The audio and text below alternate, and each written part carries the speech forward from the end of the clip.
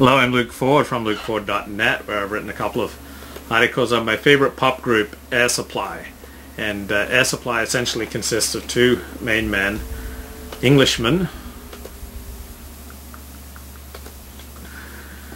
Graham Cyril Russell, born June 11th, 1950, and he's the 6'5" guy. And he's married to former model actress named Jodie. And that's Graham Russell. And then the Australian is Russell Hitchcock. He's the short guy. He stands 5'7". He's married to Laurie. He was born June 15th, 1949 in Melbourne, Australia. He has two kids. Graham Russell has a baby boy. And Graham and Russell met in Sydney on May 12th, 1975 during the first day of rehearsals for Jesus Christ Superstar.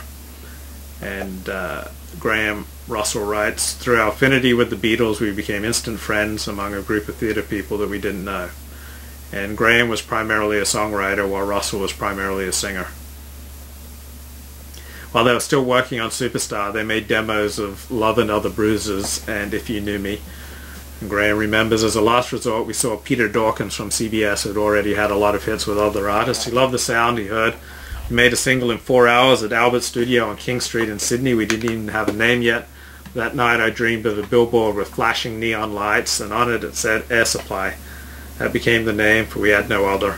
And Russell and I are both air signs. Russell remembers Graham and I had so much in common. We came from working class families. Neither of us had brothers. We liked the same music, food, and had a similar sense of humor, as if we'd found each other's long-lost brother. It was during a rehearsal period for Jesus Christ Superstar that we began working on Graham's songs. We had breaks during the day, and he'd inevitably pick up his guitar. I asked him what he was playing. He said it was one of his own compositions. I'd never met anyone who wrote original songs before, and after a few minutes listening to the melody, found a vocal part that complemented his vocal part, and at that moment Air Supply was born. And CBS released Air Supply's first album, Air Supply, in 1976. The second album was called Love and Other Bruises. The title track was their first hit, which went to number 2 in Australia, and the single Empty Pages went to number 18. And Air Supply toured Australia, Canada, and the US with Rod Stewart. 1977, Air Supply released the album The Whole Thing Started. The single Do What You Do reached number 16 in Australia.